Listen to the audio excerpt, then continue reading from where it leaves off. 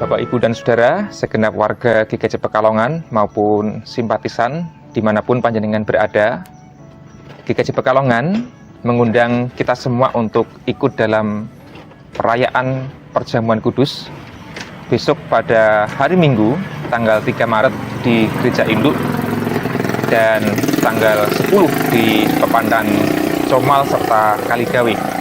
Nah, sebelum kita ikut perayaan Perjamuan Kudus, marilah kita bersama-sama mempersiapkan diri kita agar semakin dilayakkan oleh Tuhan. Dengan begitu, sakramen perjamuan sungguh-sungguh menjadi berkat untuk kita semua.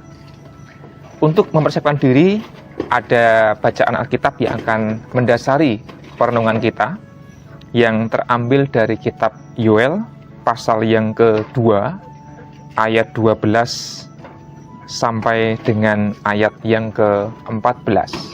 Yoel 2, ayat yang ke-12 sampai dengan 14, beginilah sabdanya. Tetapi sekarang juga, demikianlah firman Tuhan, berbaliklah kepadaku dengan segenap hatimu, dengan berpuasa, dengan menangis, dan dengan mengaduk. Koyakkanlah hatimu, dan jangan pakaianmu.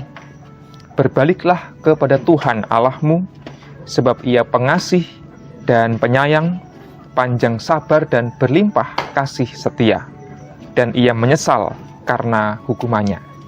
Siapa tahu, mungkin Ia mau berbalik dan menyesal, dan ditinggalkannya berkat, menjadi korban sajian dan korban curahan bagi Tuhan Allahmu.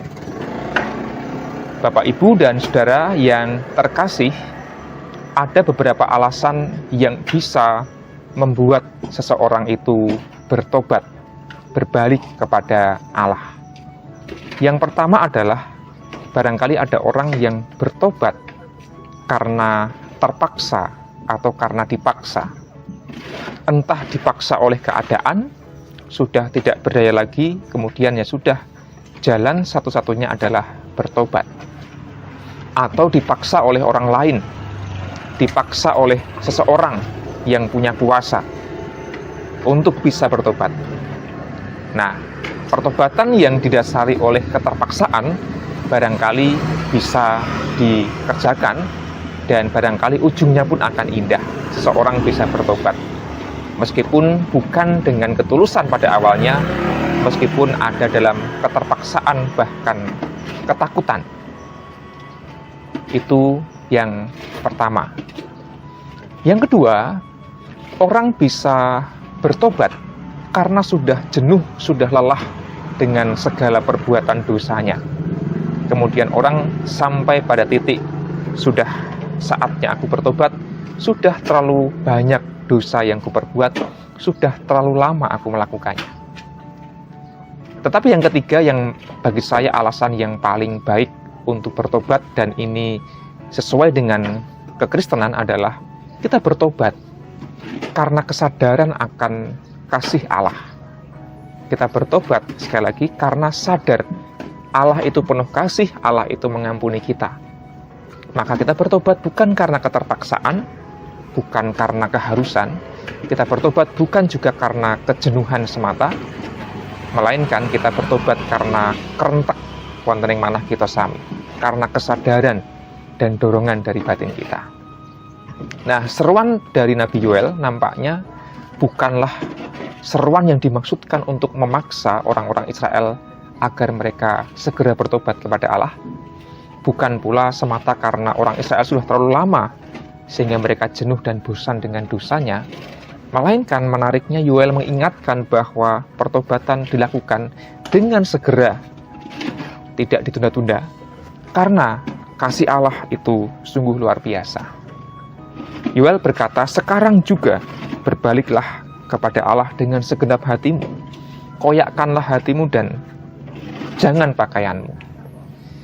Nah, masa-masa Prapaskah bukanlah juga adalah masa yang mengundang kita untuk bertobat. Sekarang juga, mari bertobat, mari berbalik kepada Allah. Bukan karena keterpaksaan, Yoel menulis, sebab Tuhan, pengasih dan penyayang, panjang sabar dan berlimpah kasih setia. Kesadaran inilah Bapak, Ibu, dan Saudara yang nampaknya juga perlu kita hidupi sebagai orang yang beriman kepada Kristus.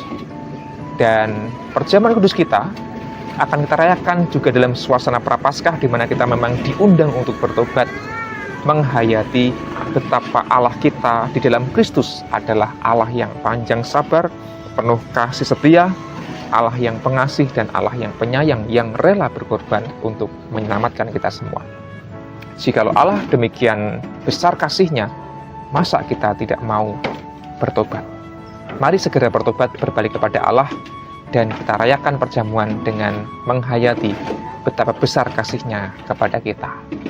Tema Paskah kita tahun ini adalah bangkit untuk menata kehidupan, dan pertobatan juga dalam arti kita menata hidup kita supaya yang semula barangkali tidak baik menjadi lebih baik, menjadi lebih tertata. Kiranya melalui perjamuan kudus yang akan kita rayakan, hidup beriman kita pun akan semakin tertata dan semakin dekat kepada Allah. Mari mengambil waktu hening sejenak Bapak, Ibu, dan Saudara setelah firman Tuhan kita renungkan.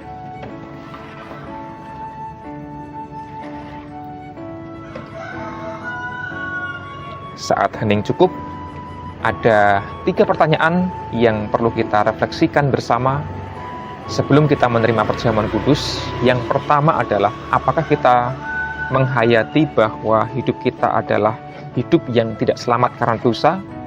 Hanya oleh anugerah Allah kita diselamatkan di dalam Kristus. Yang kedua, apakah kita mau hidup dengan penuh syukur dalam bimbingan Roh Kudus atas keselamatan yang telah kita terima? Dan yang ketiga, yang tidak kalah penting adalah, apakah kita mau hidup bersekutu dengan jemaat sebagai bentuk ungkapan syukur kita atas keselamatan yang juga telah kita terima? Bapak, Ibu, silahkan menjawab dalam hati masing-masing. Tuhan yang mendengar isi hati panjenengan semua, dan selamat untuk ikut mempersiapkan diri dan kelak ikut dalam perjamuan kudus. Tuhan memberkati.